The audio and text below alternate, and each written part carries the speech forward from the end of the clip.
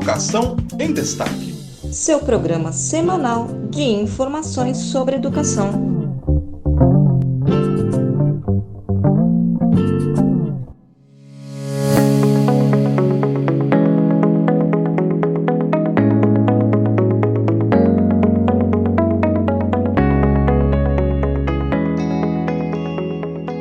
Tenho ótimas relações com a comunidade evangélica. Inclusive, meus pais são evangélicos. Entendo que qualquer denúncia de corrupção deve ser apurada, mas acredito que em uma CPI neste momento é tênue a linha entre apuração e criminalização de toda uma comunidade. Esta é a justificativa do senador Everton Rocha, do PDT do Maranhão, para retirar a assinatura do requerimento de abertura da CPI do MEC. Trazer essa discussão para dentro do Congresso Nacional em um ano eleitoral serviria apenas para dar palanque político para a oposição.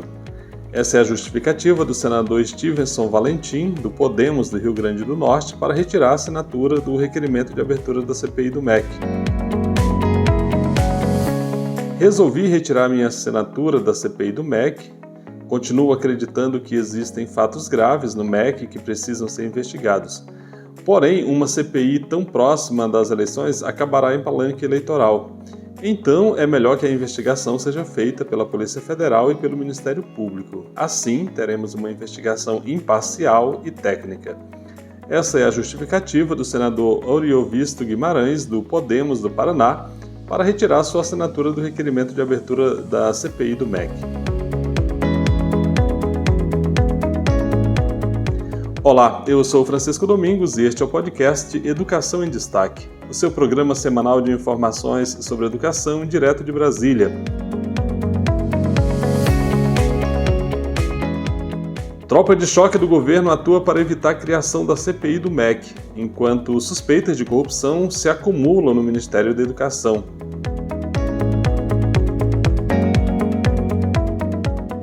Comissão de Educação do Senado aprova novos requerimentos de convites para envolvidos nas suspeitas de corrupção que devem ser ouvidos nos próximos dias.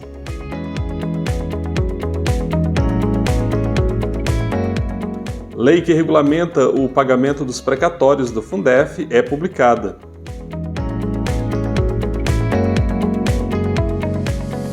E a nossa dica de hoje é a abertura pela SBPC de inscrições para o terceiro ciclo de cursos online. Fica por aqui porque está começando Educação em Destaque.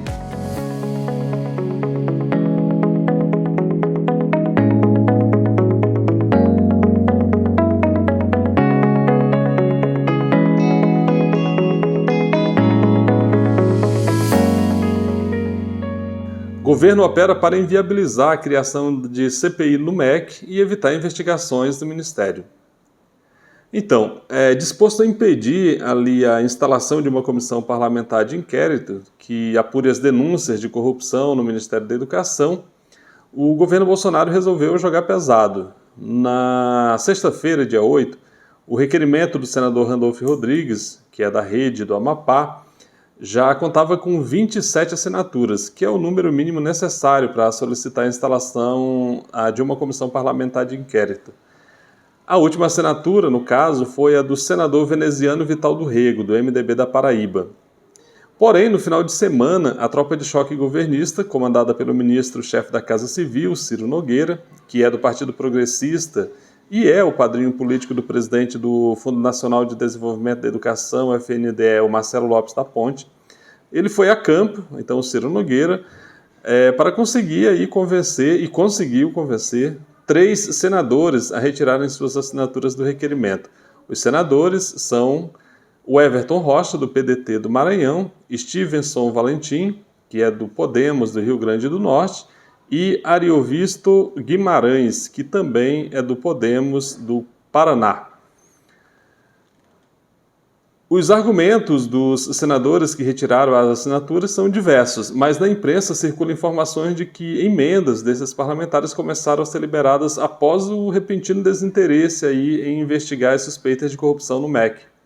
O mais curioso é que as suspeitas de corrupção na pasta só cresceram nos últimos dias. Nós vamos listar aqui alguns dos casos que despertaram interesse aí de quem quer investigação no MEC. Nós temos a compra de ônibus.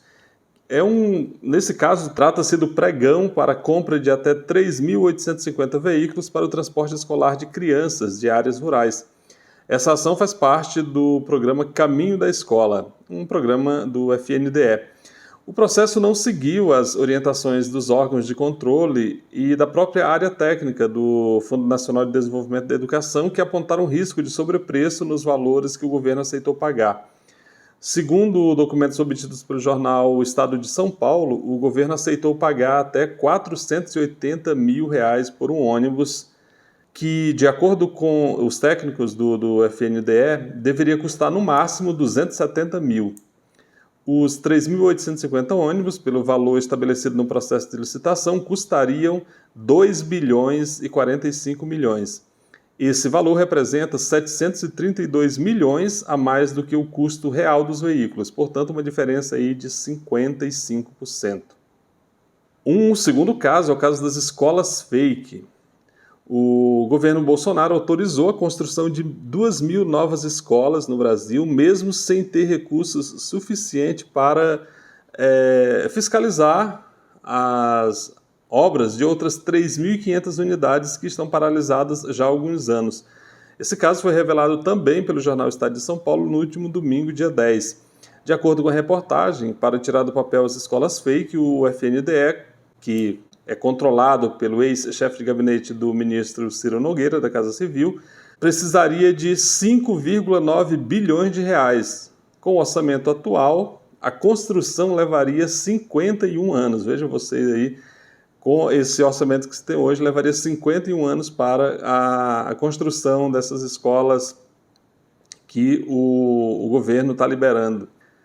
E aí a coisa vai piorando. No estado do Piauí, que é o estado do ministro Ciro Nogueira, ele tem uma parcela ali reservada para os seus acordos políticos.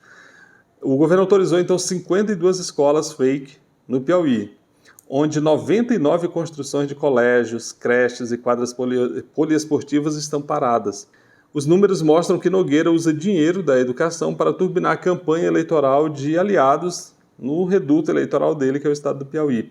A maior parte dos contratos para as obras foi fechada com prefeituras piauienses comandada pelo Progressistas, que é o partido do qual o ministro Ciro Nogueira é presidente nacional licenciado. E aí um outro caso que chamou também a atenção é o caso do kit robótica, superfaturado, claro.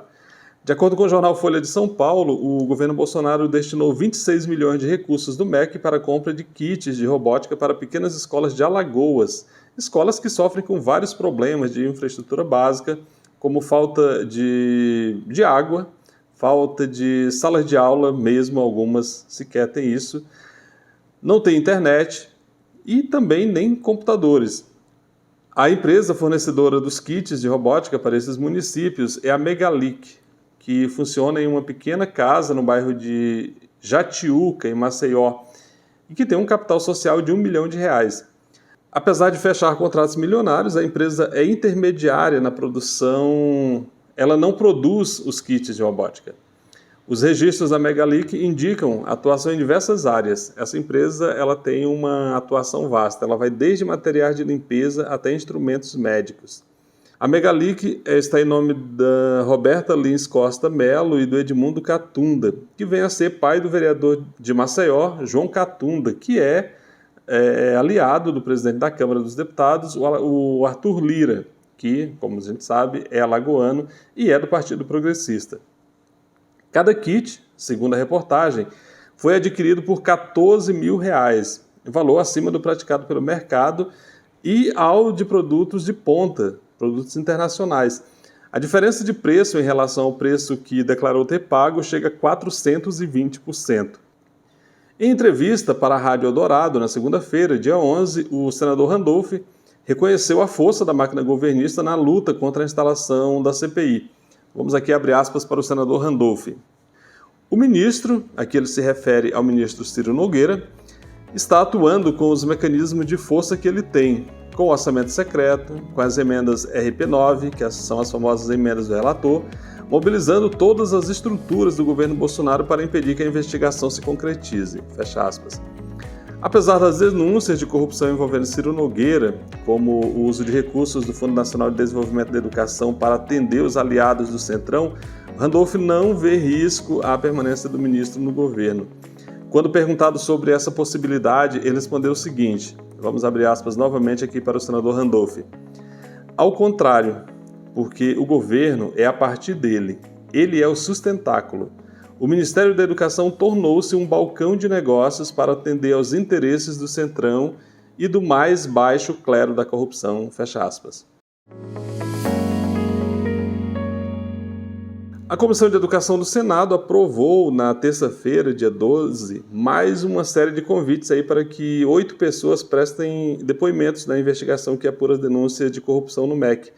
Essa ação da Comissão de Educação do Senado é exatamente porque como a CPI não avança, então não é possível deixar que esse assunto morra. Então a Comissão de Educação do Senado, que está funcionando plenamente, ao contrário da Comissão de Educação da Câmara, que ainda não foi instalada nesse ano, está então convocando o pessoal aí para dar satisfações em relação a essa crise de corrupção lá no MEC.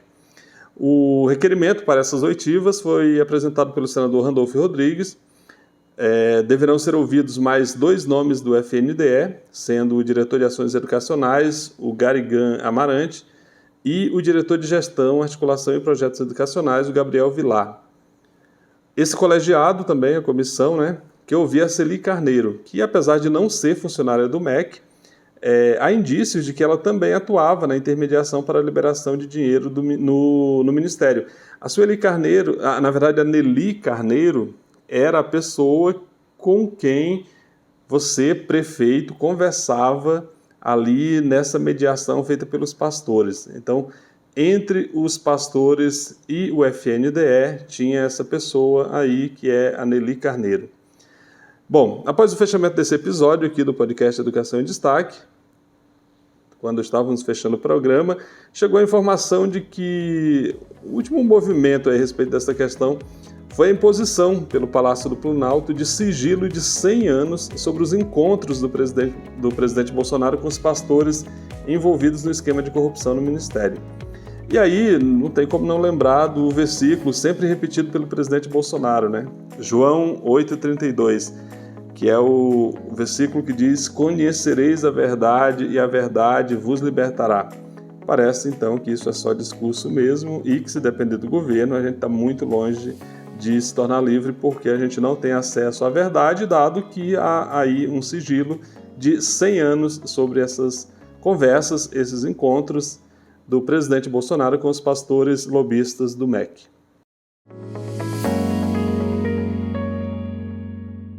Publicada a lei que regulamenta pagamentos dos precatórios do Fundef.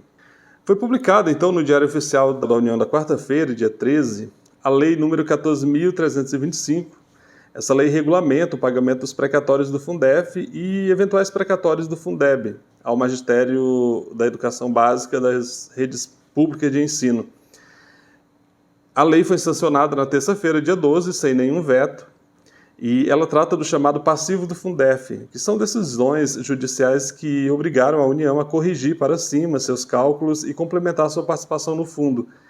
Essa complementação foi feita por meio de precatórios, títulos que reconhecem dívidas de sentenças transitadas em julgado contra a administração pública.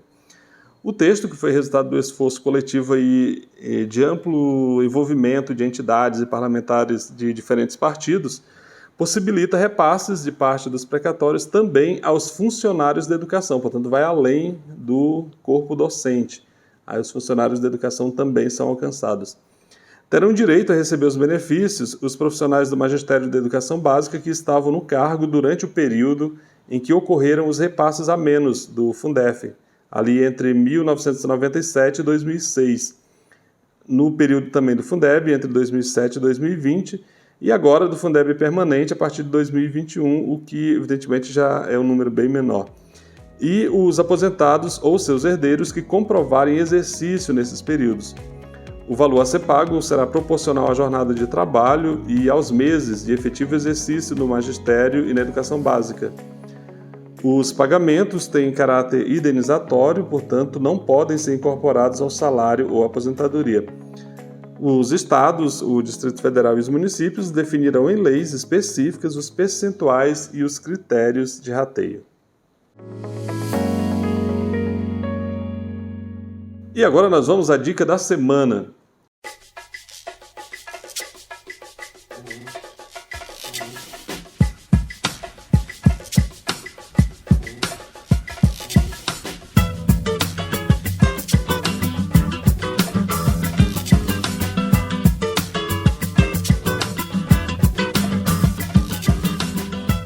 Estão abertas as inscrições e matrículas do terceiro ciclo de Web Minicursos da Sociedade Brasileira para o Progresso da Ciência, SBPC, em suas plataformas de cursos online.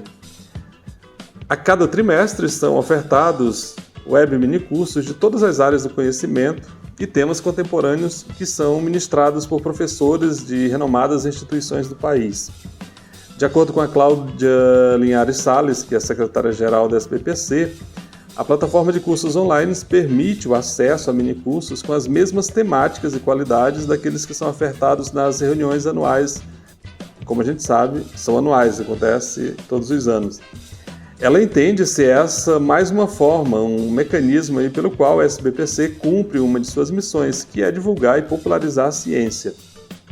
Entre os destaques deste terceiro ciclo, que conta com 37 web minicursos, de diversas áreas do conhecimento, estão aqui, eu separei 3 que eu acho que são bem interessantes, mas são 37 web minicursos que estão disponíveis lá na plataforma da SBPC. Compreendendo o Cérebro, esse é um web minicurso com o Siddhartha Ribeiro, que é da Universidade Federal do Rio Grande do Norte. Ele é o professor que está encabeçando, e claro que ele não faz isso sozinho, ele tem uma equipe ali com a qual ele trabalha. Um outro curso é Uma Utopia para o Nosso Tempo, Transhumanismo e Outras Ideias. Esse curso tem como o seu idealizador aí o professor Renato Janine Ribeiro, que é da Universidade de São Paulo, a USP. Temos ainda o curso Educação na Prisão, Formação de Professores para Atuação em Contexto de Privação de Liberdade. A responsável é a Rogéria Martins. Então, que é da Universidade Federal de Juiz de Fora.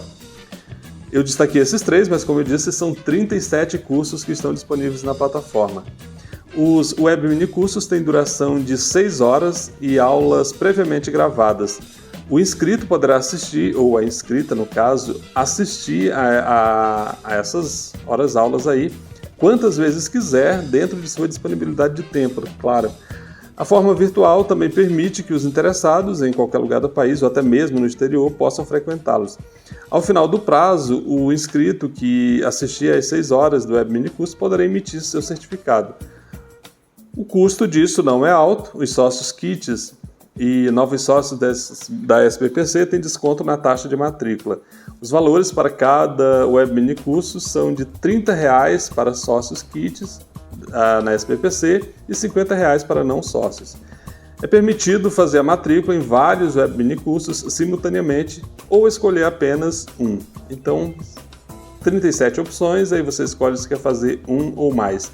Bom, para mais informações você vai entrar ali em cursos.sbpcnet.org.br cursos.sbpcnet.org.br.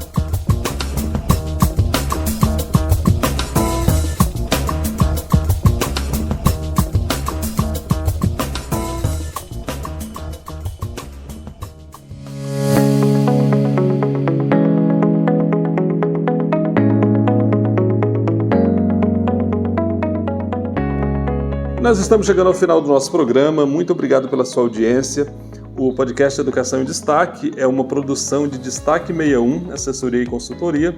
E para a produção deste programa, nós consultamos as seguintes fontes por meio de seus sites: Agência Senado, Agência Câmara, Agência O Estado de São Paulo, Portal da SBPC, Revista Veja, Jornal O Estado de Minas, Revista Carta Capital, Jornal Brasil de Fato e Agência Brasil.